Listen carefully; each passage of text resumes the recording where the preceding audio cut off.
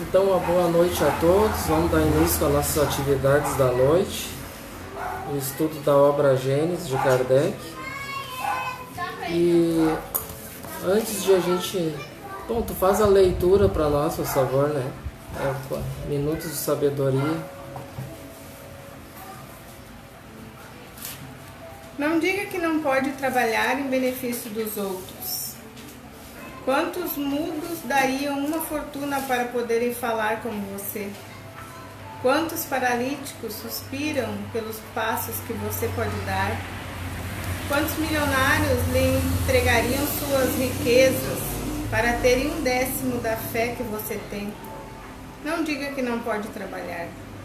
Distribua os bens que Deus lhe concebeu em gestos de bondade e palavras de carinho. Então, com essa mensagem, vamos fazer a nossa prece, elevando nosso pensamento, nosso sentimento a Deus e rogando a Ele, com muita humildade, a assistência dos nossos familiares e amigos, sob a tutela maior do nosso amado Pai Francisco, e que nossos mentores os inspirem, responsáveis por essa atividade da noite, para que todos nós possamos ter um bom entendimento do conteúdo a ser estudado nesta noite. Que tenhamos um ambiente de paz, de harmonia, nos protegendo, nos envolvendo, não só aqui dentro, mas no ambiente externo, e uma reunião com um fim útil e sério, e que todos possam se beneficiar com essas energias, aqueles que estão nos seus lares também, conectados conosco, que possam também receber, entrar em sintonia. E assim, então, Senhor, com a sua permissão, vamos dar início a mais um encontro da noite de hoje. Que assim seja. Que assim seja. Bom, então, antes da gente começar, eu quero em primeiro lugar pedir, com muita humildade, pedir desculpa aos irmãos e irmãs que nos acompanham, que na verdade o outro estudo da quinta-feira, a gente já encerrou ele esse ano, né? E vai iniciar agora só em março do ano que vem. Então, devido ao último estudo, ele aconteceu um erro no último estudo, então é o nosso dever a gente, né, colocar. Então, nada que comprometa o conteúdo doutrinário, mas foram duas palavras que, como a gente comenta bastante, que é a leitura do século XIX, foi um texto do Evangelho segundo o Espiritismo que a gente leu. E como os textos do século XIX do Evangelho, das obras de Kardec, eles têm palavras complicadas, né? Daqui para aquela época. E aí então tem duas palavras nesse texto aí que eu me confundi. Eu afirmei que era uma coisa e não era. Tá? Então o nosso dever é colocar a verdade, né? Colocar a verdade, nós vamos esclarecer essas duas palavras, porque o certo, como a gente diz, como são textos assim que tem palavras complicadas, o certo é a gente estar sempre pesquisando, né? A gente ter o dicionário em mãos, ou quem não tem, usar o Google, né? Para pesquisar as palavras. Então, as palavras do texto do Evangelho, e aí então em março eu vou procurar, me lembrem que em março, daí então, quando começar de novo o estudo da quinta, para nós explicar novamente, que é uma sequência do estudo da quinta, né? Então, de repente, o pessoal que não acompanha esse, né? De repente, até colocar lá nos comentários, né? Lá do Facebook, colocar lá também depois, né? Os irmãos que... Então, foi um texto do Evangelho segundo o Espiritismo, capítulo 9, item 8. A mensagem, obediência e resignação. Então, as palavras lá, o pusilânime, tá? Foi uma palavra que eu coloquei, o significado dela é errado. Então vamos ver aqui, eu já estou com o Google aqui. Vamos esclarecer o significado. Vamos ver. O pusilânime. O pusilânime aqui diz assim, revela pusilanimidade, fraqueza moral, covarde, medroso ou fraco. Então, no caso aqui do texto, seria uma fraqueza moral, né? e eu tinha colocado um exemplo como se fosse um exemplo de um ponteiro de um relógio que eu coloquei, né? Um exemplo, uma coisa que não se resigna, né? E na verdade o pusilânime, o significado correto dele, não sei de onde que eu tirei esse termo aí, mas tudo bem, né? Nosso dever é colocar a verdade, né? Esclarecer bem. Então, na verdade, seria a fraqueza moral. Que diz assim no texto: o pusilânime não pode ser resignado. Do mesmo modo que o orgulhoso e o egoísta não podem ser obedientes. Ou seja, então, o pusilânime, que seria então um termo mais adequado, uma pessoa fraca moralmente, né? Uma pessoa fraca, e aí então ela não consegue mudar, né? Não consegue se resignar pela essa fraqueza que ela tem moralmente, né? Então a outra parte, a outra palavra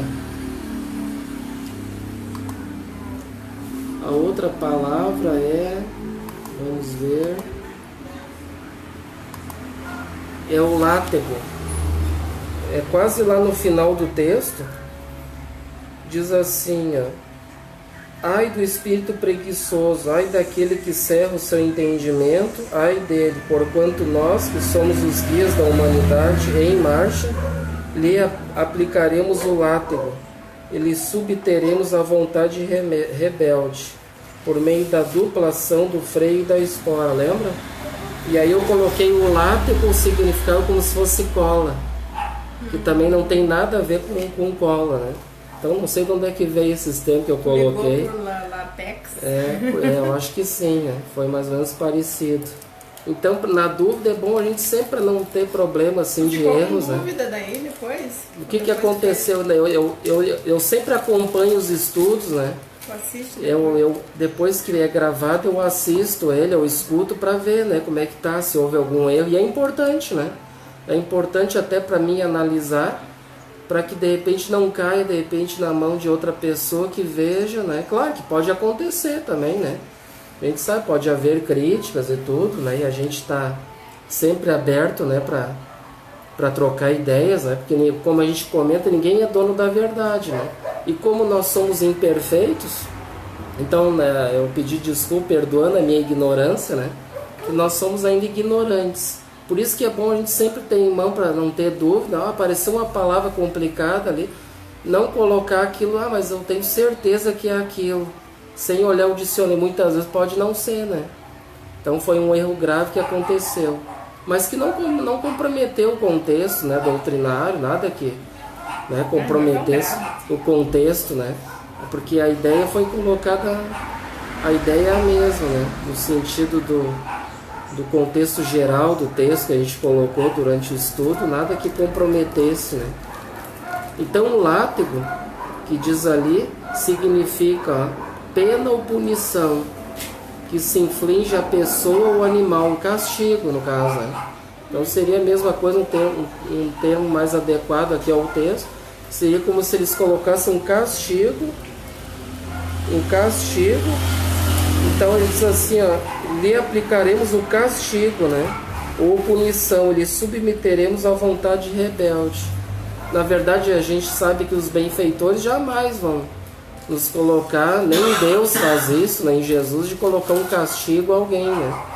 Na verdade, nós mesmos é que vamos nos castigar através dos nossos erros, né? Lei de causa e efeito, nós vamos ser castigados, punidos através da nossa própria consciência, e vamos sofrer aquilo que conforme aquilo que a gente plantou, né? Então nós vamos estar submetidos, no caso, a esse castigo, entre aspas, né? Que a gente não deve colocar esse termo, por isso que eu digo, é um termo do século XIX, né? Então esse termo castigo, ou nos dias de hoje, a gente não deve mais ser colocado castigo, né?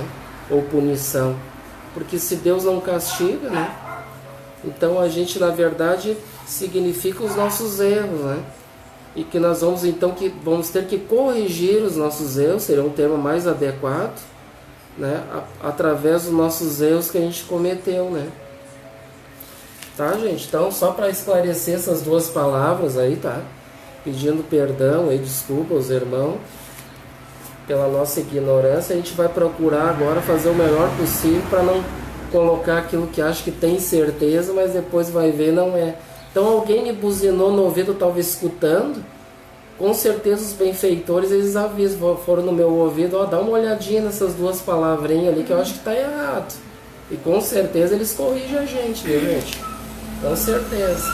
E jamais eles vão deixar, né, colocar a um público, assim, que um estudo, assim, principalmente ao vivo, que vai atingir mais pessoas, outras pessoas vão acessar depois.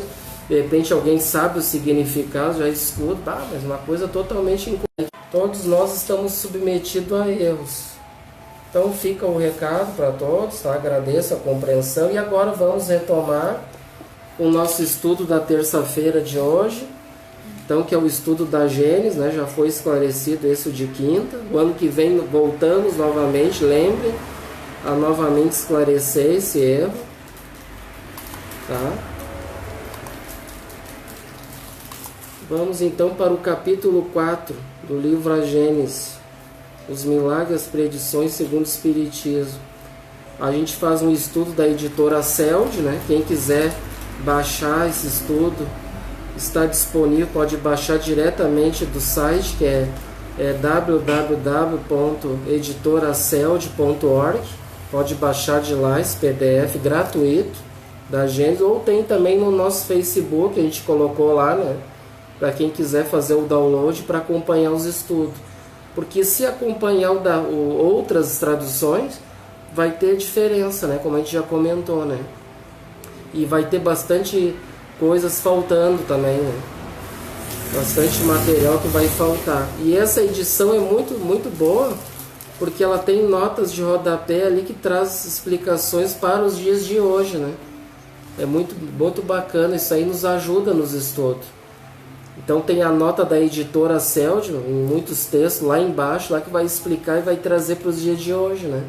Então facilita bastante. Então tá, vocês podem acompanhar aqui então. Eles acompanham aqui no texto no computador. E eu acompanho eu tenho um livro. Esse livro aqui, ó, ele fica do lado do contrário.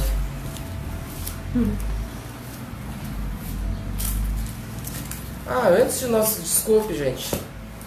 Antes de nós retomar nesse estudo do capítulo 4, eu trouxe um outro material aqui legal. Depois tu só vem aqui, ó. Depois tu clica ali, naquele da Gênesis, aí já volta pro texto aquele que estava antes, sabe? Só para nós arrumar ali o texto do pessoal, eu vou convidar todos, antes de nós iniciar o capítulo 4. Então a gente vinha estudando bastante na Gênesis, como é o último encontro de hoje. É importante a gente enfatizar, a gente estudou bem aprofundado, né, que Kardec estudou, assim com base na ciência e na religião, né, que a gente estudou bastante, né, e as teses que um e o outro tem, né. Então eu achei aqui no estudo do Evangelho segundo o Espiritismo, que já está aí, né, no capítulo 1, no primeiro capítulo do Evangelho segundo o Espiritismo, ninguém poderá não vir destruir a lei, esse primeiro capítulo. E é um texto do item 8. Então eu convido a todos a edição esse é da Federação Espírita Brasileira, tradução de Guilhom Ribeiro, do capítulo 1, não vim destruir a lei, no item 8, aliança da ciência e da religião. Então eu estava estudando outras coisas lá e um irmão colocou lá que esse texto do Evangelho segundo o Espiritismo fala sobre isso, né? Aí então eu somei uma coisa com a outra, tem tudo a ver com o que a gente estava estudando, né? Então tem no Evangelho segundo o Espiritismo, é um texto que não é muito longo, dá para nós ler ele, comentar ele. Para nós, antes de retomar esse capítulo 4, que nós vamos começar já a adentrar mais na parte científica, né, do livro, né? Então vai complicar um pouco mais. E aí então, antes de nós começar, nós vamos ler esse texto, que tem tudo a ver com o que a gente vinha estudando antes. Só o título, Aliança da Ciência e da Religião, no item 8, no capítulo 1. Então pode começar a leitura para nós, por favor.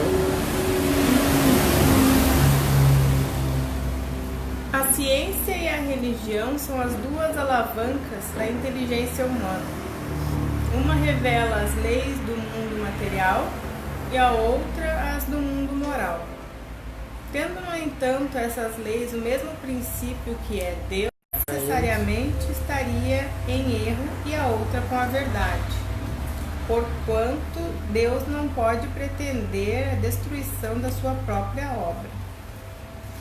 A incompatibilidade que se julgou existir entre essas duas ordens de ideias provém apenas de uma observação defeituosa e de excesso de exclusivismo de um lado e de outro. Daí um conflito que deu origem à incredulidade e à intolerância. Daí vamos comentar aqui um pouquinho nesse primeiro parágrafo aqui. Então o que diz aqui lá no início já diz: a ciência e a religião são as duas alavancas da inteligência humana. Ó, uma revela as leis do mundo material e a outras do mundo moral, né? Então enfatiza bem que nós estávamos estudando na Gênesis. Ou seja, então, essa ciência que estuda as leis da matéria, né, e a religião que trabalha mais principalmente nós na doutrina espírita, que a gente procura, né, a gente trabalha junto, a ciência e a religião trabalham junto, né? Filosofia, ciência e religião, que é o tríplice aspecto. E mais principal a parte da religião, que na verdade religião significa nos religarmos a Deus, né? Se conectar com Deus. Então como que nós vamos nos conectar com Deus, né? Aprendendo tudo aquilo que Jesus nos trouxe, nossos ensinamentos, as leis divinas, principalmente as leis morais que ele trouxe, né? E a ciência que trabalha mais a parte científica. Então trabalha dentro das leis da natureza, né? Também leis da natureza. E as leis da natureza trabalham tanto uma quanto outra, mas principalmente a lei moral, né? E aí, como diz, então uma de repente pode achar que qual das duas que tem a verdade, né? É o que diz aqui, né? Então havia esse conflito entre as duas e que a gente estudou bastante, né? Principalmente para aquela época, eles afirmavam uma coisa e a ciência não aceitava, né? E ficava pensando, mas como que existe Deus se ninguém viu nada? Eu olho para o céu e não vejo, né? E eles trabalham em cima de teses, né, concretas, né, materiais. E a religião, então, normalmente sempre batia de frente com eles, né? Então havia esse conflito, né? E aí, como diz aqui, daí um conflito que deu origem à incredulidade e à intolerância, né? A gente estudou bastante. Então vamos continuar no outro. São chegados os tempos em que os ensinamentos do Cristo têm de ser completados, em que o véu intencionalmente lançado sobre algumas partes desse reino, desse ensino,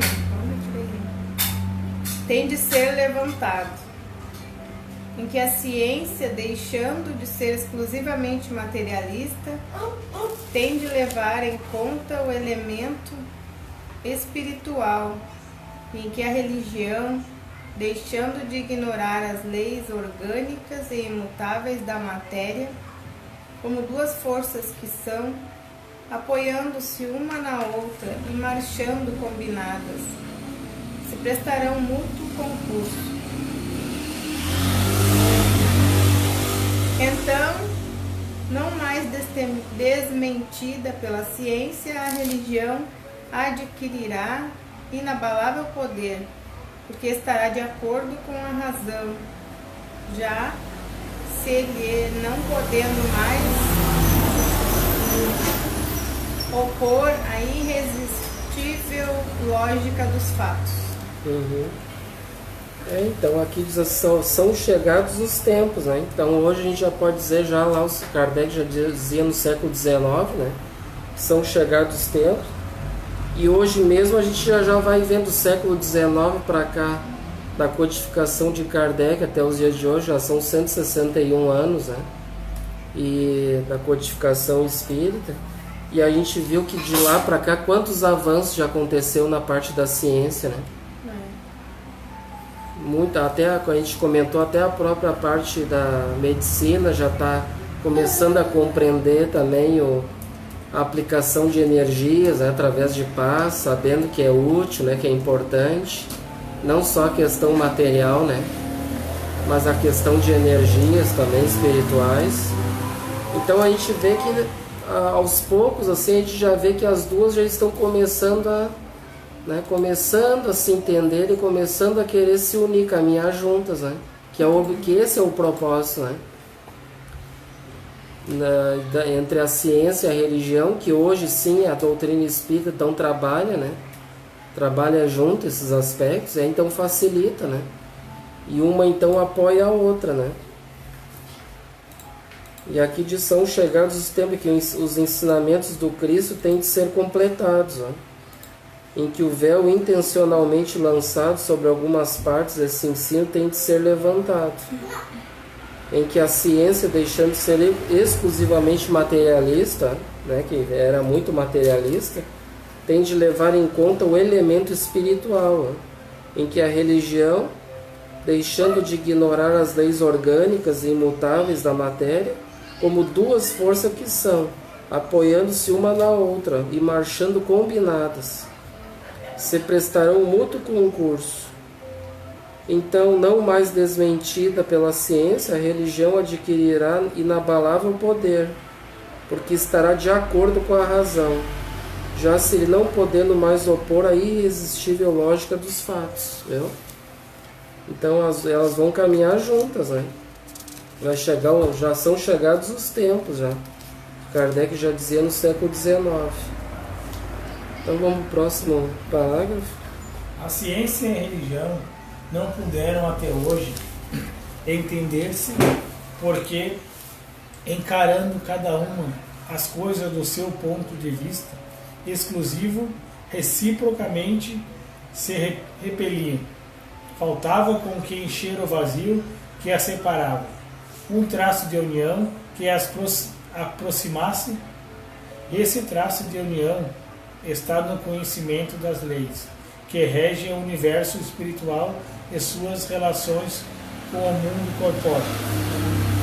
Leis tão imutáveis quanto as que regem o movimento dos astros e a existência dos seres, uma vez comprovadas pela experiência, esta relação nova luz se fez. A fé dirigiu-se à razão. Esta nada encontrou de elogio na fé, de lógico na fé.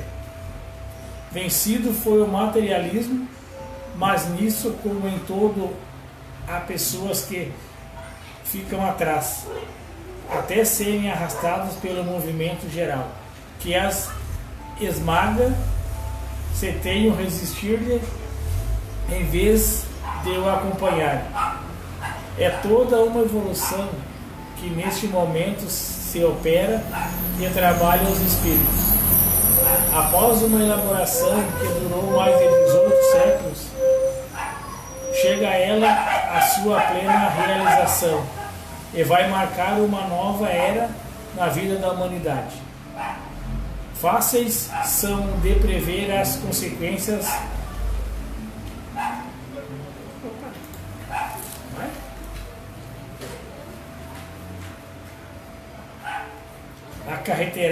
acarreterá para as relações sociais inevitáveis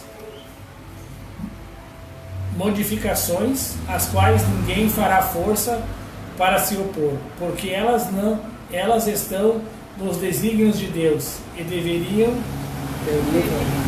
da lei do progresso, que é lei de Deus. Então aqui para fechar esse texto, Kardec aqui diz, né, então que os benfeitores então trabalham para que isso se concretize, né? Estão trabalhando muito e contam com o nosso apoio também para divulgar, como a gente comenta bastante, até olha só como aqui diz também, vamos ver se eu acho aqui, a gente estava falando bastante que nós estamos num momento de revolução espírita, né? E aqui ele fala, já lá no tempo de Kardec, nesse texto do Evangelho aqui fala. Vamos ver se eu acho aqui.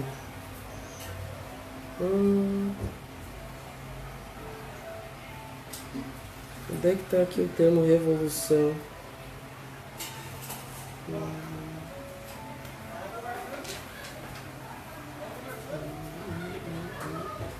Não estou conseguindo achar.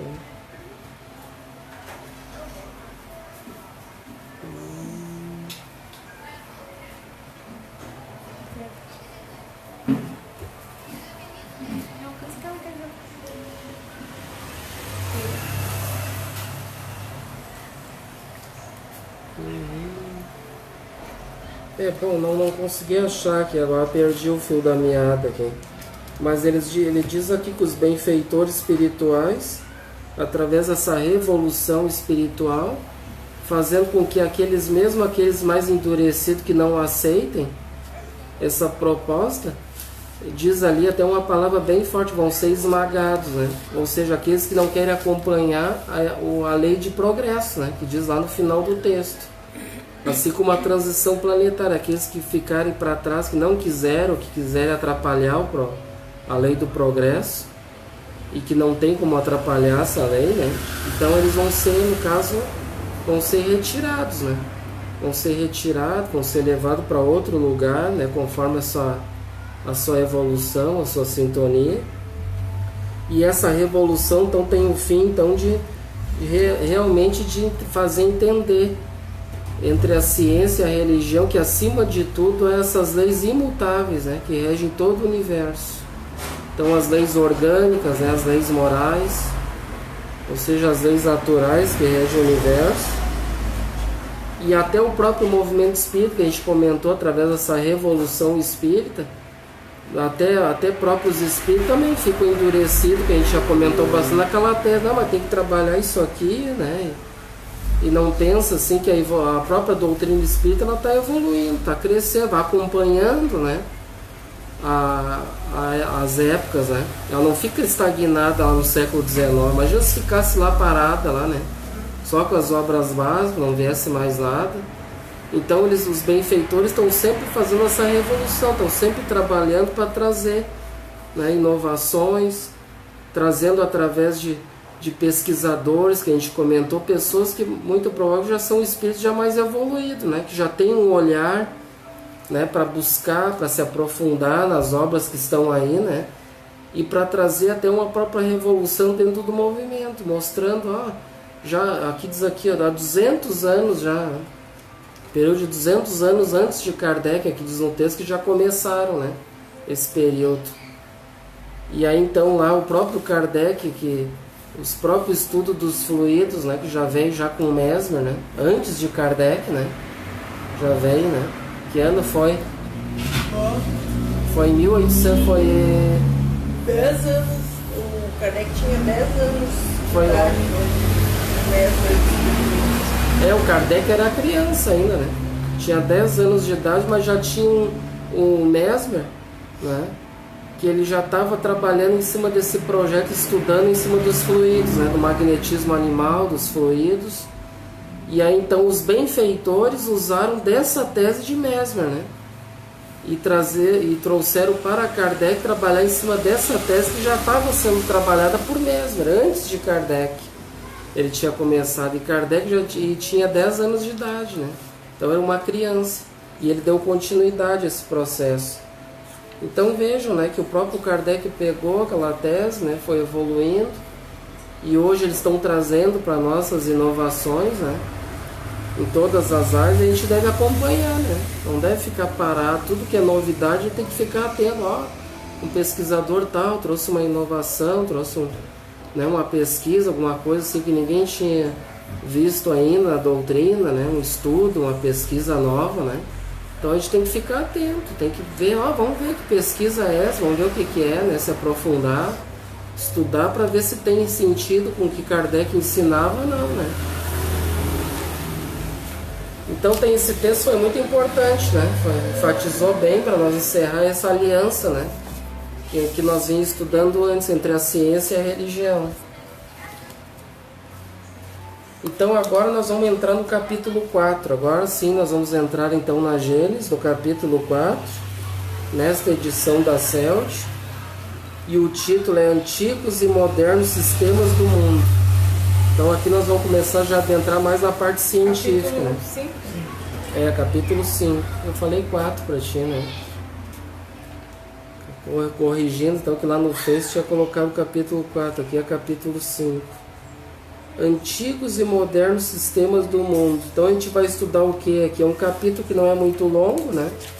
É um capítulo curto e que vai nos trazer Kardec nos mostrando, né, as ideias que tinham os antigos de como era o mundo, né, antigamente, e até então Kardec trazer uma nova ideia do que vem a ser realmente o mundo, né, que tinha uma ideia bem falseada, né, conforme a evolução deles, o entendimento que eles tinham para aquela época, né. Hoje a gente pode achar absurdo muitas coisas que nós vamos ver aqui, mas para eles na época era uma coisa que eles achavam que era o máximo para eles, né? Então tudo vai evoluindo, né? Como a gente diz. Então vamos começar a ler o texto.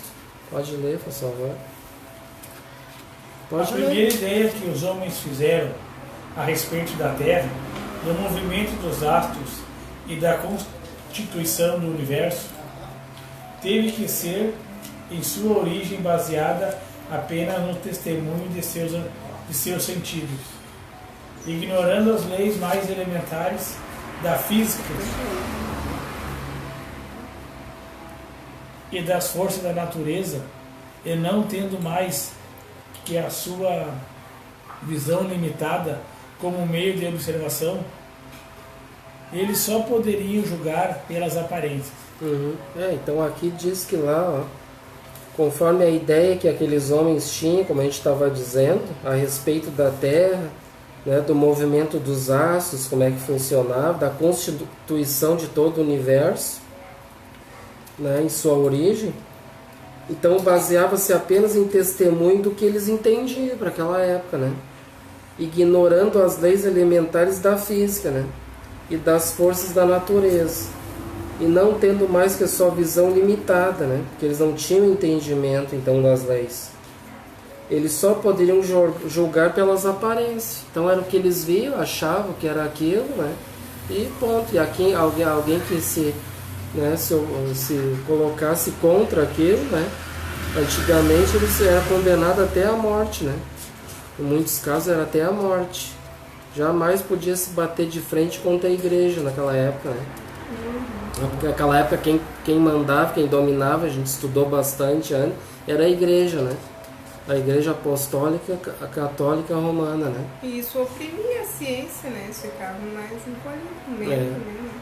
E até antes de Jesus, quantos vieram já antes de Jesus, né? Que nós vamos ver aqui, trazendo já teses, né? De que o planeta girava, né? E os astros não, né? E eles tinham uma tese ao contrário, que o planeta ficava parado e os astros que giravam, né? E aí alguém que se colocasse contra, eles caçavam, né? Prendiam, matavam.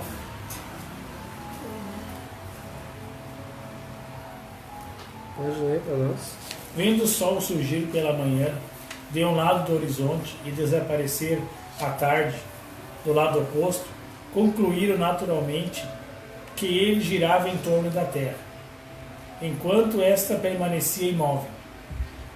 Se então alguém dissesse àqueles homens que ocorre exatamente ao contrário, eles responderiam que isso não era possível, visto que teriam dito: vemos o sol mudar de lugar e não sentimos a terra se mexer.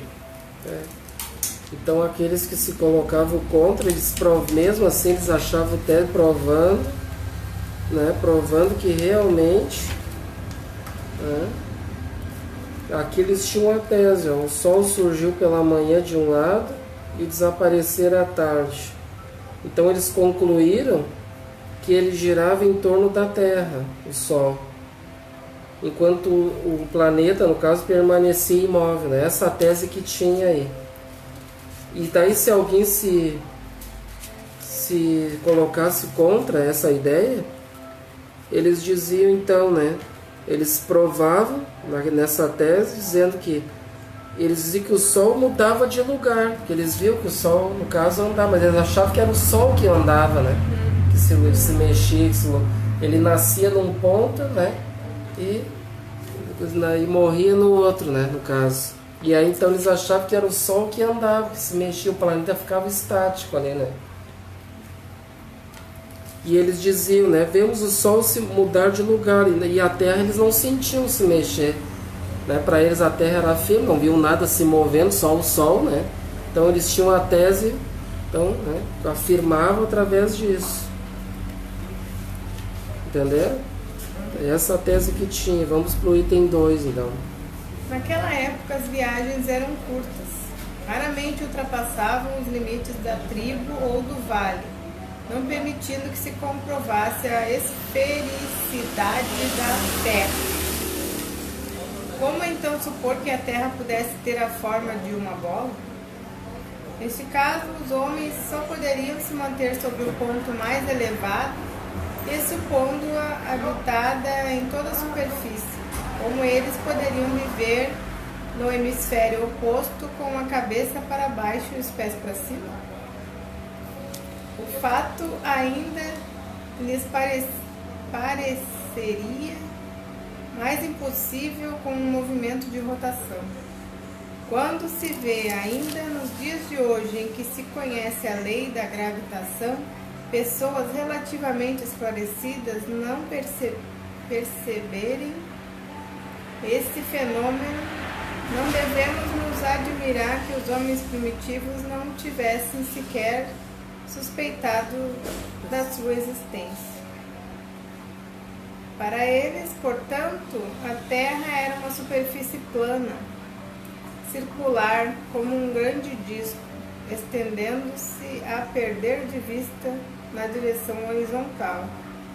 Daí a expressão ainda em uso, ir ao fim do mundo. Sem limites, sua espessura, seu interior, sua face inferior, o que ficava por baixo, tudo era desconhecido. Viu? Então aqui fala bem a tese que eles tinham. Então eles achavam como, né, que... Depois tem uma pergunta. Ah, tá. Só um pouquinho. Então, só para nós concluir aqui. Então eles tinham essa tese de que a Terra seria plana, né? Como se ela seria ovalizada, né? Mais plana. Ou seja, vamos dar como se fosse tipo um disco de pizza, por exemplo, né? Então eles andavam por cima daquele disco. E aí então quando chegava na borda, aqueles dias eles tinham aquele medo de chegar ao fim do mundo, né? Porque como que nós ia ficarmos, no caso, embaixo da pizza? Uhum. A pizza está num plano, né? Está num plano. A pizza aqui está num plano, né? E aí então eles estão aqui por cima, eles estão caminhando, aqui daqui a pouco chega aqui, como é que vai ficar de cabeça para baixo aqui? Uhum. É essa a ideia que eles tinham. Uhum. Só que aí então o que acontece hoje, já nós com o aprofundamento das leis, né, um pouco de conhecimento dentro da nossa ignorância que a gente tem das leis, né, da ciência, principalmente a lei de gravitação, né, que a gente está submetido aqui no nosso planeta através da lei de gravitação. E o que vem a ser a lei de gravitação? Né? Que nem essa tese que eles caminhavam naquele plano e chegava aqui, era o fim do mundo, que tinham medo de cair. Como é que ia ficar de cabeça para baixo? Só que como o mundo é uma esfera ovalizada, um globo, né? E essa gravidade, a lei de gravidade, permita com que a gente não, no caso, não caia, né? Nós vamos ficar andando, né, em volta desse globo, nós vamos viver em volta dele, porque o que é a lei de gravidade?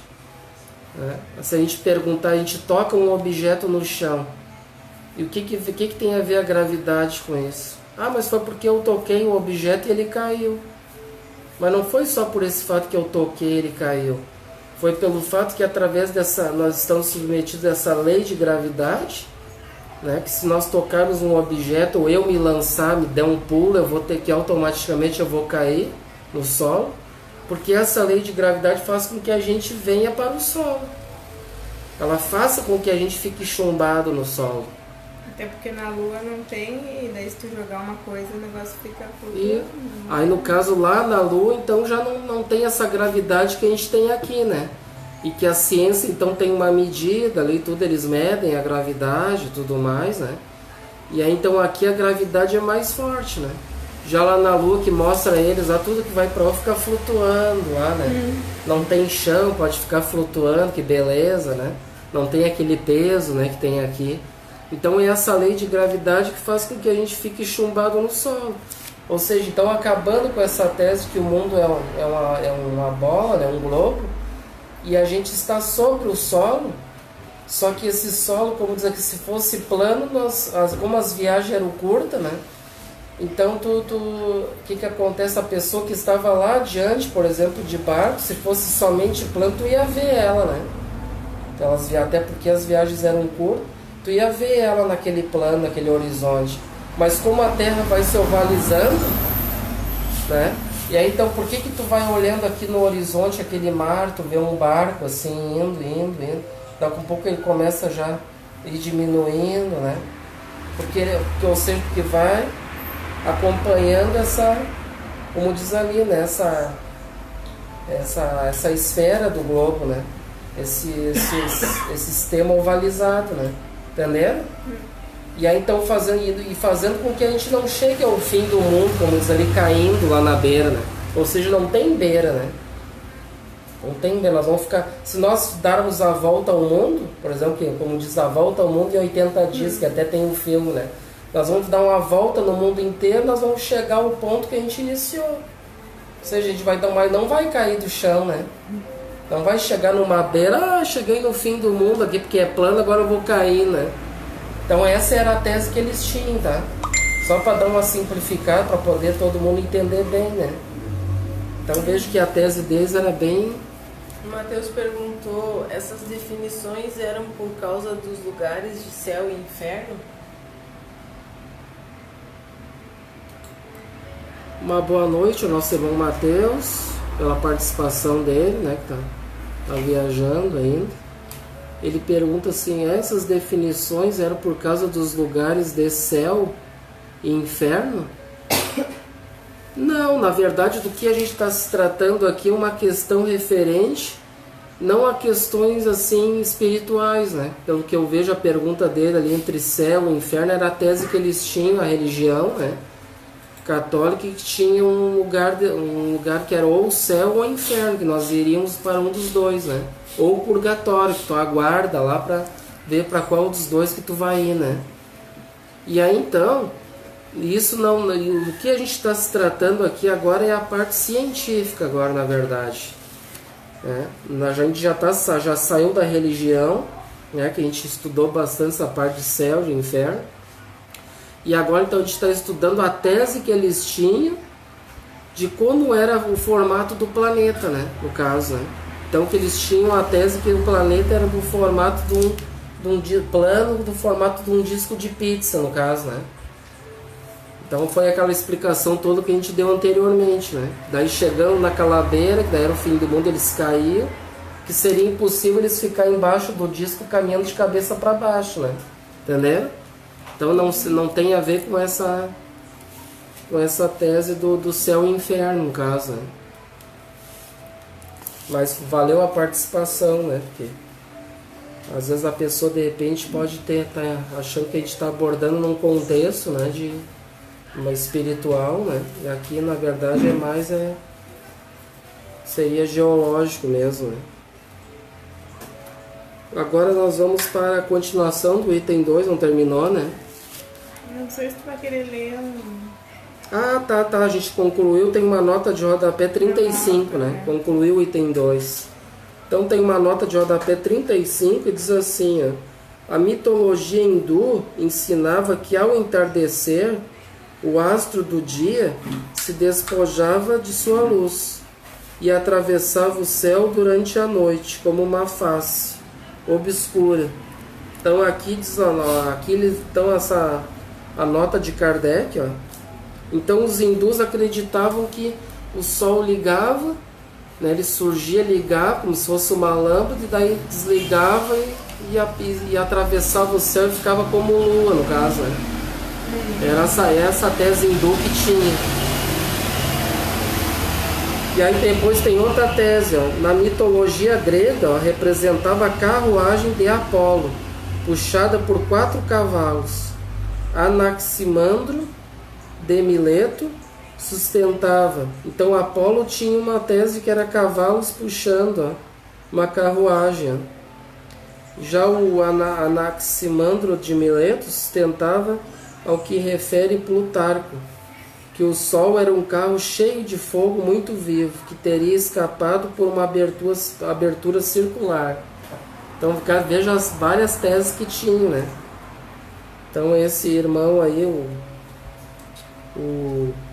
ele tinha essa tese aí dessa carruagem, desse carro cheio de fogo, né? Que saía de um buraco, no caso, e que ia iluminando tudo. Buraco né? redondo aí.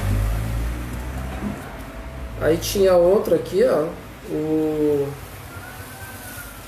Epicuro, segundo uns, teria emitido a opinião de que o sol se acendia pela manhã e se apagava à noite nas águas do oceano. Então o Epicuro também, ele tinha a tese também que o sol, né, Que legal. ele se apagava. Mas aí ia sair fumacinha, né? É. Ele se acendia pela manhã e se apagava à noite no oceano. Daí no caso daí Ia sair fumacinha. Mas se olhar mesmo, se tiver saiu uma fumaceira daí, né? se tiver na beira do mar mesmo, tu olhar o sol mesmo, o V mesmo, pensa que ele tá. Entrando na Essa visão era uma visão que alguém teve exatamente, foi no mar, que viu o sol se enterrando no mar, aparentemente, né? Que não era no mar, né? Sim. Que era a Terra que girava, que estava o aço fora do planeta, mas ele enxergava aquilo, não é o que a gente estava estudando. As teses eram aquilo que eles enxergavam e tinham aquilo como afirmações, né? E aí no caso, imagina aquela bola de fogo entrando no mar, né? Não ia nem caber ali dentro, né? Ia ser calma. É. Vamos ver aqui outro. Ó, segundo outros, ele considerava esse astro uma pedra pómez. Essa pedra pómez aqui é aquela pedra que as mulheres usam para lixar os pés, em formato de sabonete. Pedra pómez. Fui pesquisar sobre isso. Aquecida até incandescência essa pedra. Então eles acreditavam, uns acreditavam que era essa pedra, né? Pómez que se esquentava, então, né? Aquecia até se encandecer. Anaxágoras via-o como um ferro esbraseado, do tamanho do Peloponeso. Então aqui ele estava medindo, querendo medir o Sol, na verdade, né? E Peloponeso é uma distância curta, né? De repente era o que ele via, assim, do tamanho do Sol, vendo com o olho, que ele conseguia medir ele, né? Na verdade. Coisa singular. Os antigos eram tão irresistivelmente levados a considerar como real a grandeza aparente desse astro, que perseguiram o filósofo temerário por haver atribuído um tal volume ao farol do dia, fazendo-se necessária toda a autoridade de Péricles para salvá-lo de uma condenação à morte e comutar a sua pena em uma sentença de exílio. Então isso aqui é uma nota, né? O Kardec trouxe esse texto aqui, essas explicações são de Camille Flammarion, que era um companheiro lá, né, de Kardec na época, que ele era um astrônomo, né? Cientista, astrônomo, trabalhava junto com Kardec naquela época. Então nessa parte de estudo científico quem traz bastante coisa é ele, né? Para quem não conhece, Camille Flammarion, estudo do livro, ó, Estudos e Leituras sobre Astronomia. Diante de tais ideias emitidas no século V, antes da era cristã, olha só, 500 anos antes de Jesus, no apogeu da Grécia, não podemos nos admirar das que faziam os homens primitivos sobre o sistema do mundo, né? Então tudo tese mais ou menos antes de Jesus que eles tinham, né? Essas teses aí, né? Uma nota que Kardec trouxe. Então agora vamos para o item 3, né? Então bem interessante, né, isso, né? o céu, aparecendo sobre uma forma côncava, era, segundo a crença vulgar, uma abóbora real. Abóbada.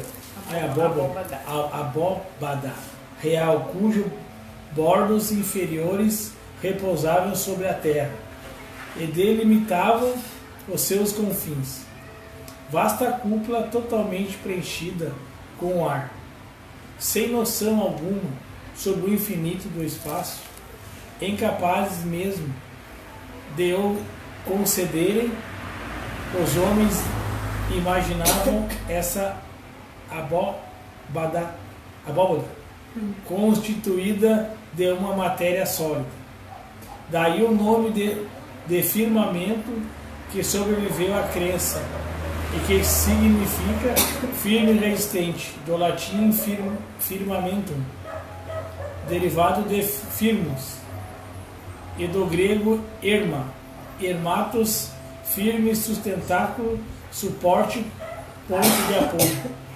Então aqui ele colocando dessa forma, então aparecendo sobre uma forma côncava, então era aquilo que a gente estava falando antes. Então eles acreditavam que era plano, né? Plano, como se fosse circular, como uma pizza, né? E aí tem tipo as mulheres principalmente que fazem bolo, quando cobre o bolo com aquela cúpula, né? Aquela cúpula assim fechada, daí o formato redondo, né? Ovalado, alguns têm, né? E aí então fechava aquele planeta, aquele circular ali, né? Fechava com essa cúpula, enchendo ela de ar por dentro. Eles tinham um mundo como se fosse dessa forma, né? Daí ficava tudo ali dentro. Daí imagina as estrelas tudo colada, né? Eles tinham até tudo colada lá nessa cúpula, né? Redonda.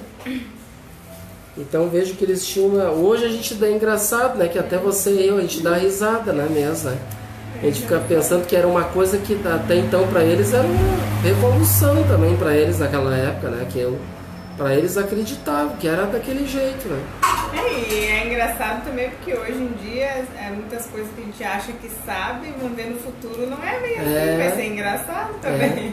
Daqui um pouco, claro, de repente tem pessoas ainda que ficam pensando, né? Pessoas que talvez alguém que não estudou, que não, né? De repente não sabe ainda como é que funciona, né? Pode ainda haver, a gente sabe que pode haver pessoas, a gente sabe que tem pessoas bastante ignorantes ainda, né? Que não tem nada de estudo, não estudou, aquelas pessoas que moram bem afastadas de tudo, né? Agricultores ali, tudo, muitos deles não sabem, né? Eles estão ali, mas não sabem como é que é o planeta, como é que é as coisas, né? De repente ele pode até acreditar numa tese dessa, né? E hoje já, claro, a gente muitos de nós que já passou pela escola, tudo já estudou, né? Geografia, tudo já sabe, né? Já viu já o globo aquele, né? Que tem um mapa todo, né? Já sabe como é que é, né? Então já sabe que, claro, daí quem já conhece, essa tese aí vai dar risada, é ridículo para nós, né? Uma tese dessa, né? Mas para aquela época, imagina, né? Mais ou menos em torno de 500 anos ali antes de Jesus, é um descobrimento fantástico para eles. Mas no futuro a tecnologia vai ser mais avançada, então tem coisas que a gente acha que sabe hoje que futuramente também pode ser. Isso, assim. Exatamente. De repente eles achavam uma coisa, né? Daí de repente lá, imagina também daqui, sei lá, a 500 anos, né? Depois de nós, eles vão dizer, aqueles ignorantes já tinham umas teses bem ridículas também, né? E morrer de nós, né? Daí hoje a gente ri desses, né? Em torno de mais de 1000 anos, 2000 anos atrás, imagina daqui a 2000 anos depois, mais ou menos. Mas é legal, né? Saber que a gente já evoluiu nessa parte, né? Viu que a gente já evoluiu muito, né? Viu como então aquela pessoa que acha que nós estamos regredindo está muito enganada, né? Na verdade nós estamos evoluindo e muito. Principalmente agora nesse período de transição aí, né? Então vamos para o item 4. As estrelas das quais não podiam imaginar a natureza eram simples pontos luminosos, maiores ou menores, presos na abóbada, como lâmpadas suspensas. dispostas em uma superfície única, e assim sendo, todas à mesma distância da Terra, tais como as que se representam no interior de certas cúpulas pintadas de azul, para simbolizar o céu do azul, o azul do céu. Embora atualmente tenhamos uma outra concepção, conservou-se o uso de antigas expressões. Disse ainda, por exemplo, a abóbada estrelada e sob a calota do céu. Eu já ouvi alguém dizer sobre a calota do céu. Então é uma coisa que já, né? Imagina que bonitinho nessa tese, né? Então o planeta como se fosse essa calota, né? Essa cúpula, aí a cúpula ainda pintada de azulzinho, né? Com aquelas lâmpadas de penduradinha, né? Parecendo estrelas, né? Então era o que eles acreditavam para aquela época, né? Era o que eles viam, né? Então vamos para o item 5. A formação das nuvens pela evaporação das águas da terra também era desconhecida. Ninguém poderia imaginar que a chuva que cai do céu tivesse a sua origem na terra, uma vez que ninguém havia subido. Daí a crença na existência das águas superiores e das águas inferiores, das fontes celestes e das fontes terrestres, dos reservatórios de águas colocados nas altas regiões, suposição que estava perfeitamente de acordo com a ideia de uma abóbada sólida capaz de sustentá-los. As águas superiores, escapando pelas frestas da abóbada, caíam sob a forma de chuva, e conforme fossem essas aberturas mais ou menos largas, a chuva era branda, torrencial ou diluviana.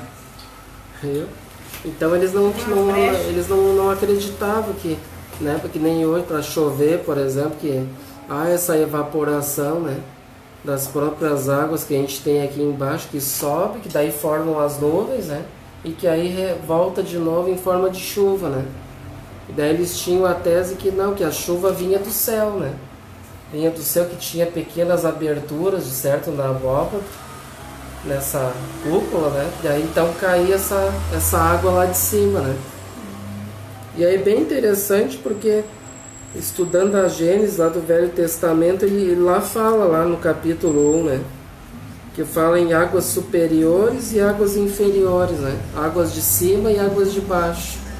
Então eles tinham, né, era uma poesia, uma tese que eles tinham naquela época, provavelmente que era, né, e hoje a gente já, estudando, a gente já pode se aprofundar mais, né, sabendo que tem as águas de cima, águas de baixo, e que na verdade tem as águas aqui de baixo, e tem também, podemos, na doutrina espírita, sabe que tem as águas de cima, que pode ser denominado como os fluidos que estão em todo o universo também, né? Estudando a Gênesis lá do Velho Testamento, que tem também as águas no mundo espiritual, né? Lá no próprio nosso lar a gente viu que tem o Rio das Águas lá, né?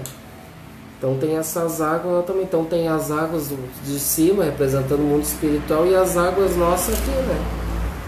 E os fluidos também, que pode ser representado como essas águas que permeiam todo o universo, né? Representando como se fossem águas. Então é bem interessante, eles tinham a tese de que as águas de cima, que a chuva vinha de cima, né? Que a chuva vinha de cima, as águas de cima era do... né? E as águas que tinha aqui de baixo. Então vamos para o item 6.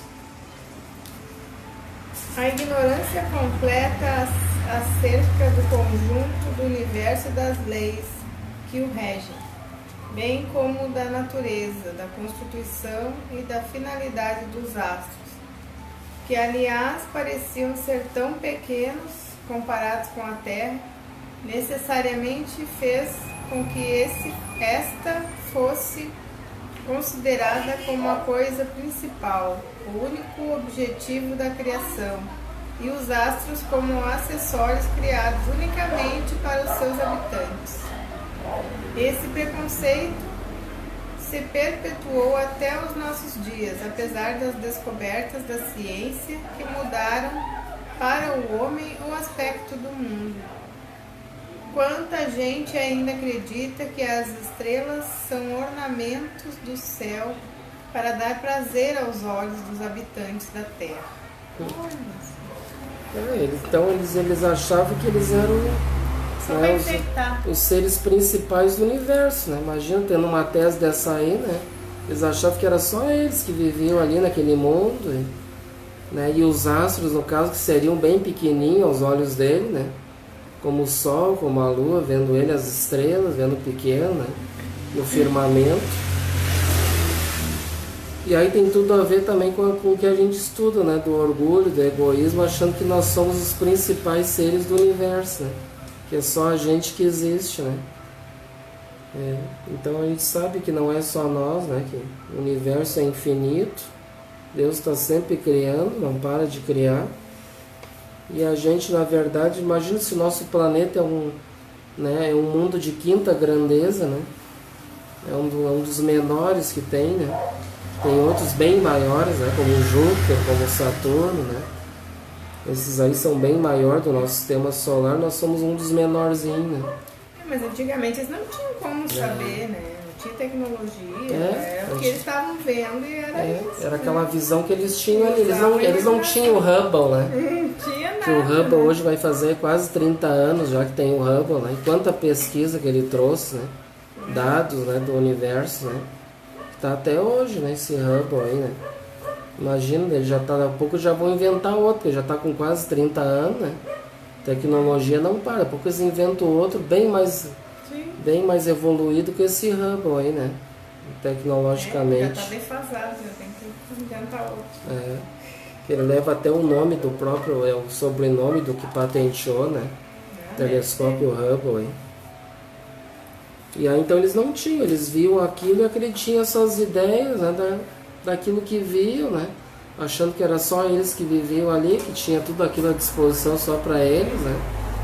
E na verdade a gente vê que é uma coisa bem absurda para nós nos dias de hoje, não?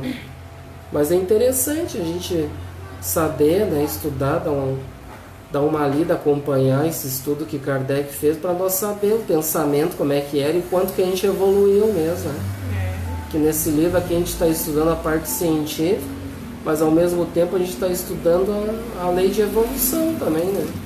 E a gente está sempre evoluindo. É um absurdo a pessoa ainda pensar que não existe vida em outros planetas, que só o nosso que é habitado. Né? Com todo o conhecimento, toda a tecnologia que tem, só porque não chegaram lá e viram, que até a gente não tem tecnologia ainda para chegar lá, né? Mas é aquilo que a gente estuda, né? São as pessoas extremamente materialistas, né? São egoístas, são orgulhosas, que elas têm aquela tese delas sobre que morreu, acabou, que a vida é só essa e pronto, né? Não tem mais, né? Então se limitam naquela ignorância, né? De não querer saber, de não querer se aprofundar, estudar, né? Somente baixar a cabeça, viver o terra a terra, ali o dia a dia e deu, né? Já estão dentro da abóbada. Eu gosto daquele videozinho do Mário Sérgio Cortella lá dos montes. Ai, tem que achar aquele vídeo, eu nunca mais vi, eu não sei mais falar. falar. Vou deixar qualquer materialista no... botar ele lá no Facebook, lá na página. Um negocinho dentro do negocinho. Depois botar ele lá na página, pro pessoal lá acompanhar. Eu não achei mais aquele vídeo, muito legal. Eu acho que eu salvei. Até tem coisas aqui que nós vamos estudar depois, né? Aquela astronomia e coisa e tal, que a gente tem que pegar e tem que... Astronomia geral, não é astronomia espírita, não existe exclusividade, né? Então é astronomia, então é bom que a gente pesquise na internet, né? Que tem lá no YouTube, tem bastante material, lá tem o Cosmos, né? Um seriado chamado Cosmos, que ele explica bastante coisa sobre o universo, os planetas. Então é bom a gente já assim acompanhar, dar uma pesquisada para nós acompanhar aqui, porque nós vamos estudar isso, né? Nós vamos estudar isso, astronomia, então a gente tem que estudar o universo, os planetas, saber, né? Como é que é para nós ter essas informações e se aprofundar mais, né? Porque como a gente diz, a gente volta a dizer, né? Kardec ele tinha uma visão do século XIX, né? Então ele tinha uma visão da astronomia daquele século, só que já passamos 161 anos, né? Então olha quanta coisa já evoluiu, né, em termos de ciência, né, na astronomia. Né? Tá sempre crescendo, então a gente vai trazer mais novidades, né? Vai estudar aquilo que Kardec viu para aquela época, mas vai trazer as atualizações também para o dia de hoje, né? Que Kardec até então não tinha, né? Vamos para o item 7. Não tardou, porém, que se percebesse o movimento aparente das estrelas e que se movem na totalidade do Oriente para o Ocidente, aparecendo ao anoitecer e se ocultando pelo amanhecer, pela manhã, conservando as suas posições respectivas. Contudo, durante muito tempo, essa observação só teve como consequência confirmar que a ideia de uma abóbada sólida arrastando as estrelas no seu movimento de rotação, essas ideias primárias ingênuas foram durante longos períodos seculares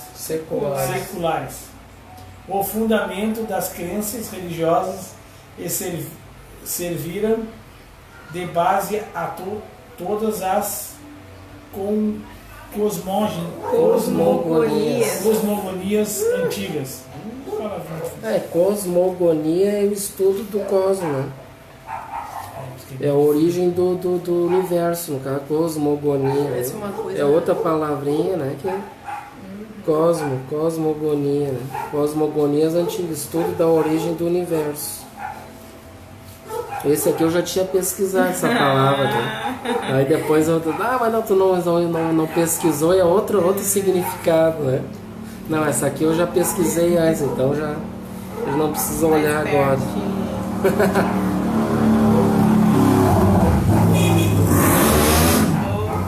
Então aqui é essa base que tinha, né? Ingênua, né? Daqueles períodos que a gente está vendo, essas crenças, né? Dessas crenças religiosas que tinha, né?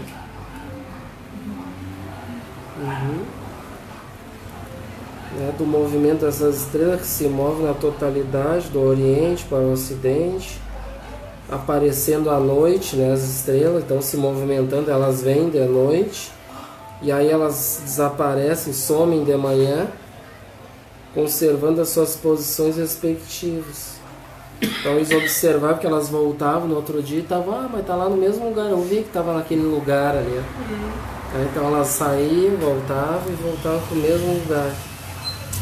São tudo teses que tinha, né? Então vamos para o item 8. Mais tarde, percebeu-se pela direção do movimento das estrelas e seu retorno periódico sempre na mesma ordem, que a abóbada celeste não podia ser simplesmente uma semi-esfera colocada sobre a Terra, mas uma esfera inteira, oca, no centro da qual estaria a Terra, sempre plana ou, quando muito, convexa, e habitada somente na face superior. Já era um progresso. A pizza continua ali, mas aí... Continua, só que daí eles já envolveram até embaixo da pizza, também colocaram também essa cúpula, né? Já botaram as estão preenchendo, né? Porém, sobre o que estava colocada a Terra, seria inútil relatar todas as suposições ridículas criadas pela imaginação, a começar pela dos indianos, que diziam que a Terra era sustentada por 4 elefantes brancos, apoiados sobre as asas de um imenso abutre. Os mais prudentes confessavam que não sabiam nada a respeito. Puxa vida! É outra tese que tinha, imagina. Elefante nas asas de um abutre. Os elefantes segurando a terra, né? Imagina, né? Esse abutre coisa assim que, né, a gente vai rir bastante, né? Mas é bem interessante para aquela época, né? Então vamos adiante, né? Vamos pro 9. Não tem nada para comentar muito, né, sobre isso. Ele tomava o whey protein. Entretanto, uma opinião geralmente difundida nas teogonias pagãs situava nos lugares abaixo, ou seja, nas profundezas da terra ou debaixo dela, não se sabia ao certo a morada dos réprobos, chamado inferno. Isso é lugares inferiores e nos lugares altos, muito além da região das estrelas, a morada dos bem-aventurados. A palavra inferno se conservou até os nossos dias, embora tenha perdido o seu significado etimológico, desde que a geologia retirou o lugar dos suplícios eternos das entranhas da Terra, e que a astronomia demonstrou que não há alto nem baixo no espaço infinito. Então aquelas teorias que tinha, né? E aqui teogonias, a outra palavrinha, né? Antes a gente fez outra palavra que era a cosmogonia, né? Da origem do universo, estudo da origem do universo.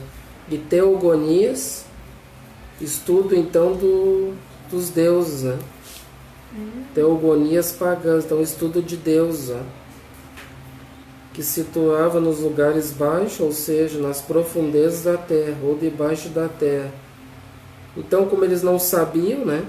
Então, o que eles denominavam inferno, aquilo que eles não sabiam, que ficava abaixo deles, né? Por serem, então, réprobos, né? Como diz, né? Inferiores. E nos lugares altos, muito além da região das estrelas, a morada dos bem-aventurados. Então, né? Então, eles olhavam sempre para cima, que lá era o céu, né? Eram os bem-aventurados. Né? E essa cultura, muitos trazem esse atavismo até hoje, né? Olha lá o capetinho que tem embaixo da terra. Eu pelo menos me criei criança assim, né? Tinha um capetinho embaixo da terra com o garfo lá, né? Eu me lembro que eu era bem pequeno e tinha uma criança que morava assim numa casa que era mais alta. Mas eu ficava lá embaixo, assim, conversando com ela, ficava em cima, assim. E essa criança era maior que eu, acho que eu tinha, sei lá, uns 5 anos, por aí 6 anos. E ela dizia, aqui tem um buraco aqui que dá lá pro inferno lá. Aí ficava apontando, minhas tanques tinha um diabo lá com um garfo lá que espetava. Lá. Viu como é que é criança, né? Mas aqui tem um baita de um buraco que dá lá no inferno lá. Eu só daí a criança ficava, viu?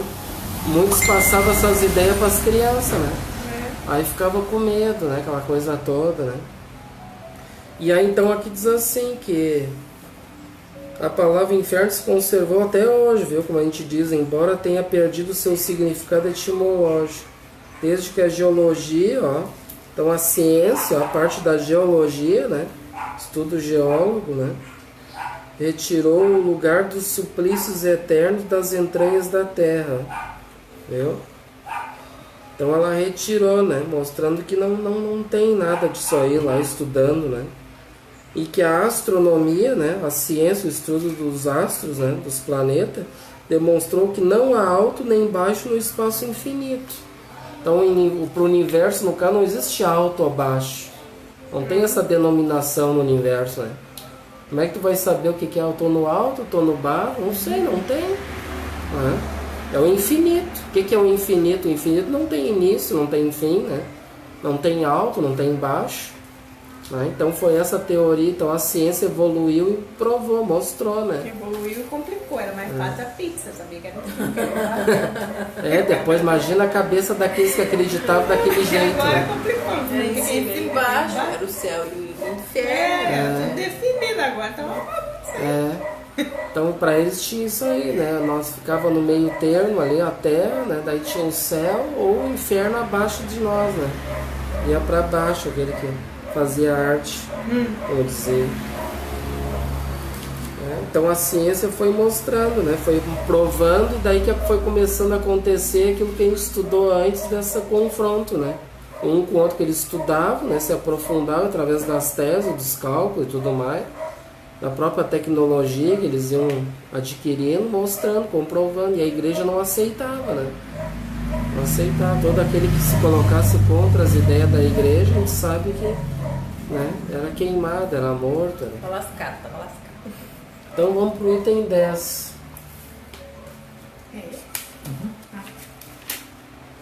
De novo, né?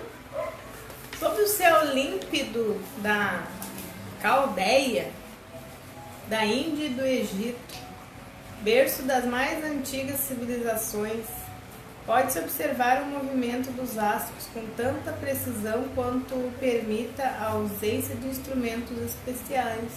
Olha, não sabia.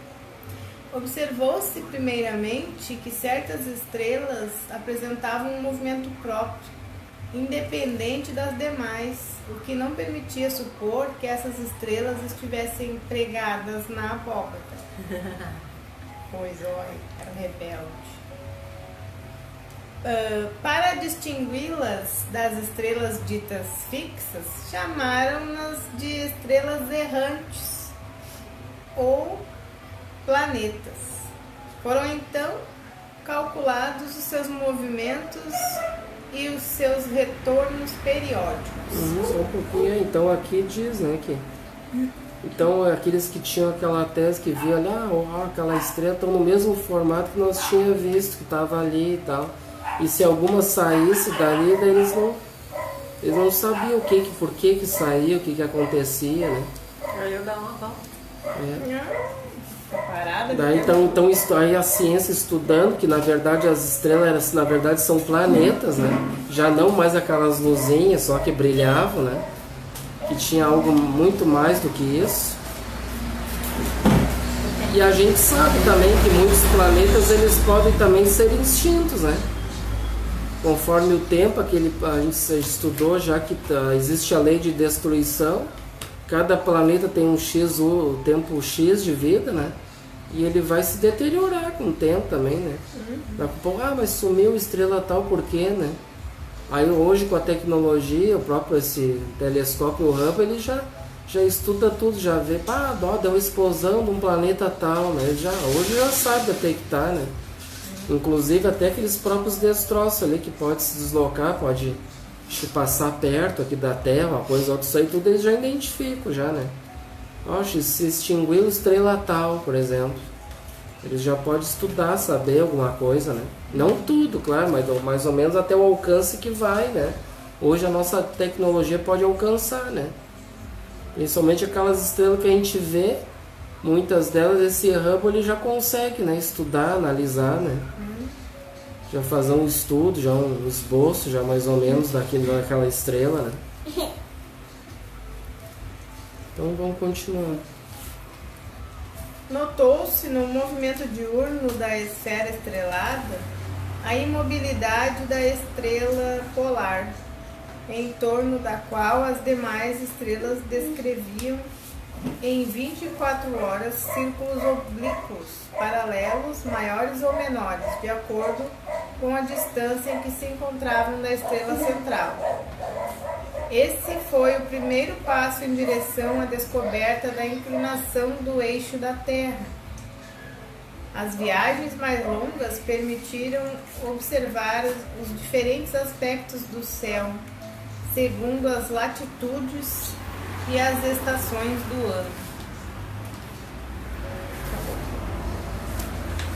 Não acabou.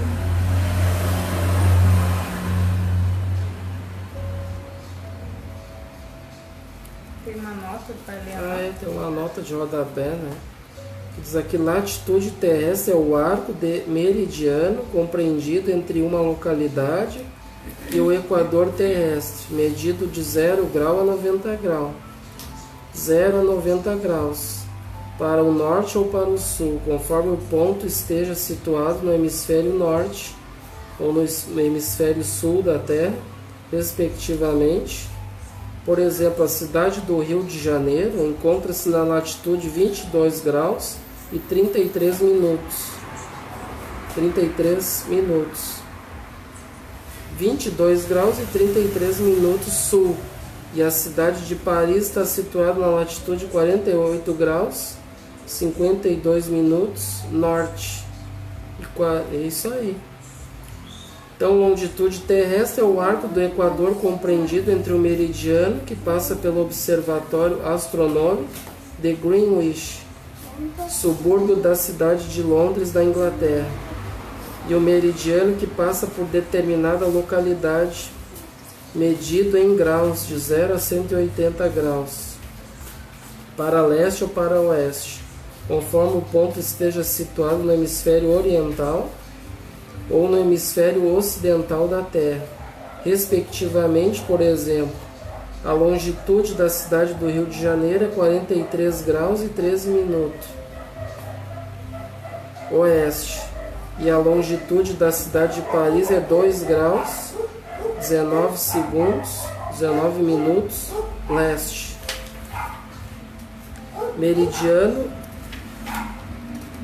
Meridiano é o círculo máximo que passa pelos polos e divide a Terra em dois hemisférios, oriental e ocidental, a leste e a oeste do meridiano considerado respectivamente.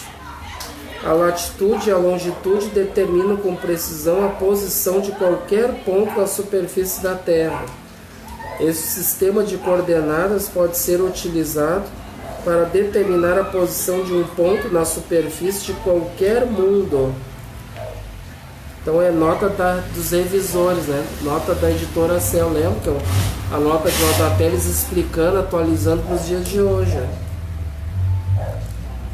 Então aqui a gente vê que o que acontece, muitas estrelas que mudaram de lugar, conforme aquela visão que eles tinham, ela está ali, né? Mas daqui a pouco, se ela mudasse de posição, por exemplo, um aglomerado de planeta, de estrela mudasse de posição, mas aí então, conforme antigamente, como a gente diz, eles não podiam se locomover a longas distâncias, né? Então, conforme eles foram viajando depois para longas distâncias, como por exemplo, depois eles começaram com a navegação, né? Atravessar oceanos, e por exemplo, lá de Portugal, quando vieram aqui descobrir o Brasil, levaram aí em torno de 1 mês ou mais para chegar até o Brasil. Um exemplo, imagina um mês no mar, né? A mar adentro, né? E aí então, eles imagina essa distância toda, então se deslocando ali, por exemplo, né? Como diz aqui explicando, né?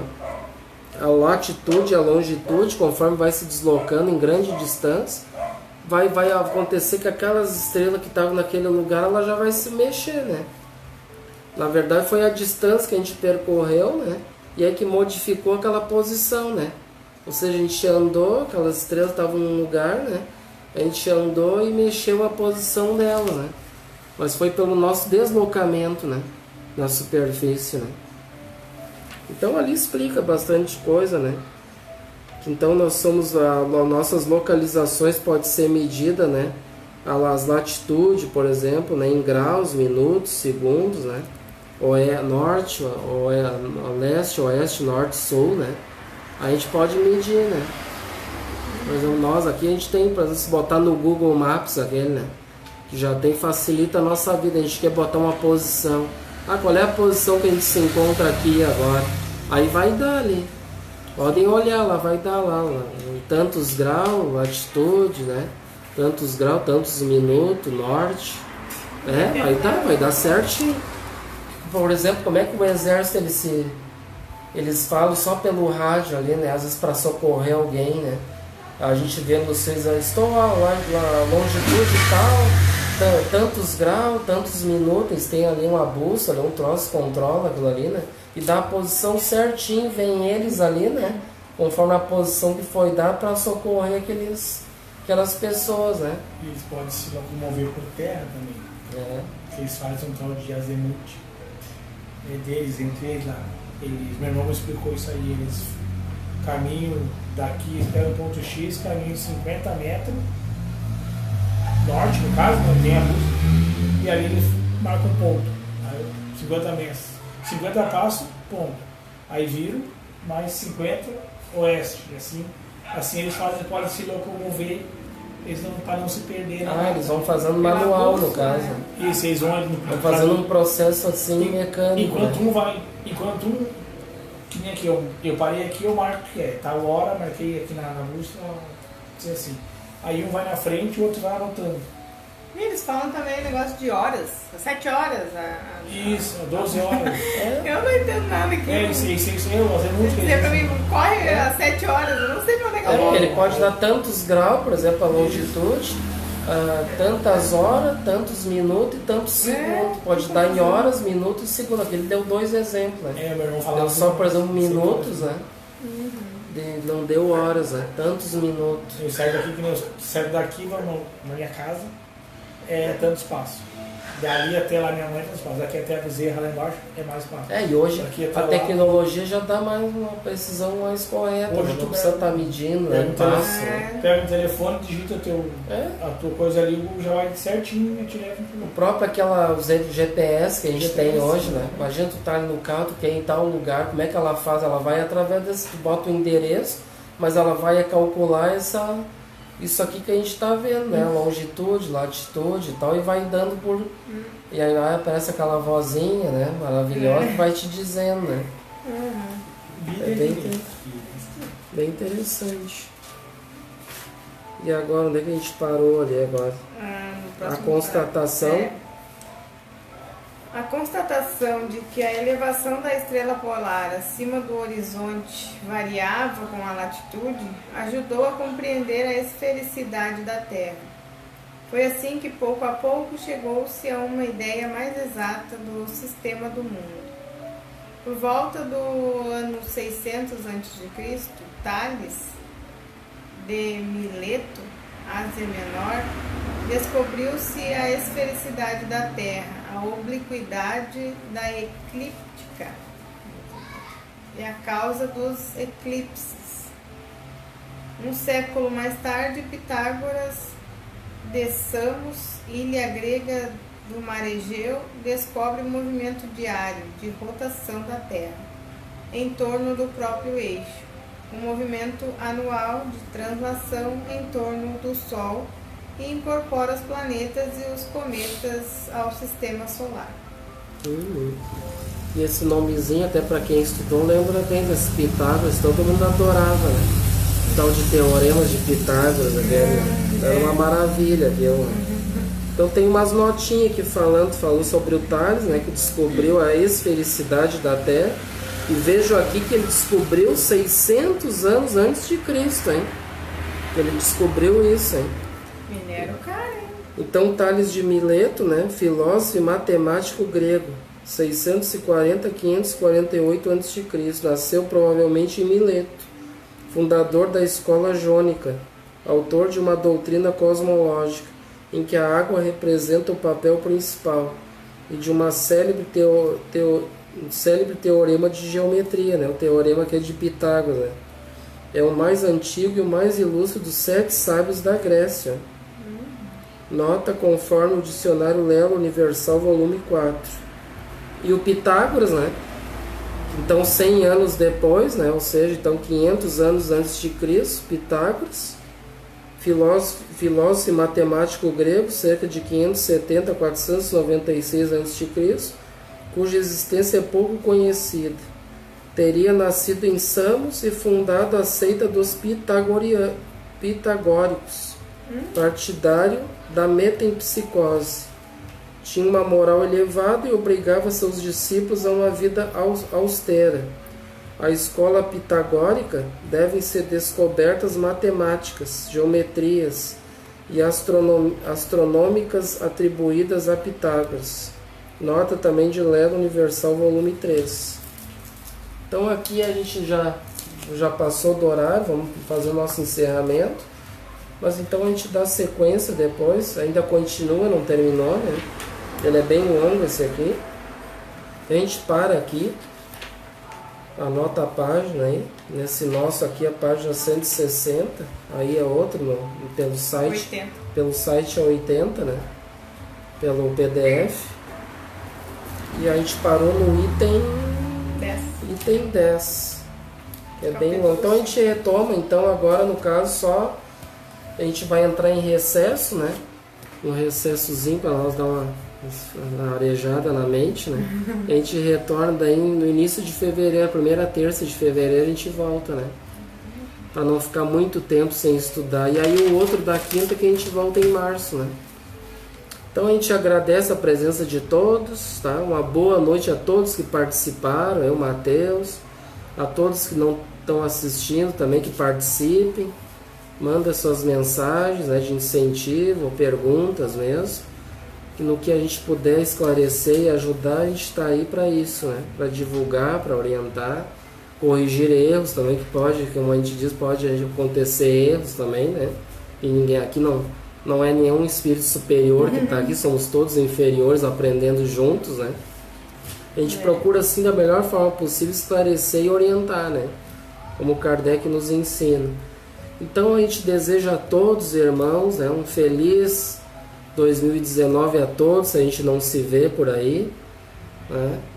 Agradecemos a todos que nos apoiaram aí, que estão nos acompanhando, que a gente continue, né? A gente tem um 2019 cada vez mais forte, né? Mais determinado, que a gente continue em frente com essa divulgação da doutrina espírita, né? Levando a mais corações, né? Que hoje a gente pode ter poucos irmãos participando, tudo, mas tudo que começa devagar, né? Com o tempo, quem sabe vai vir mais também apoiadores, né? Pode vir mais gente participar, dar mais ideias também, né? Que a gente aguarda e confia que possa cada vez evoluir e crescer como nossos estudos, né? Então a gente agradece a todos, tá, gente? Vamos então fazer a nossa prece.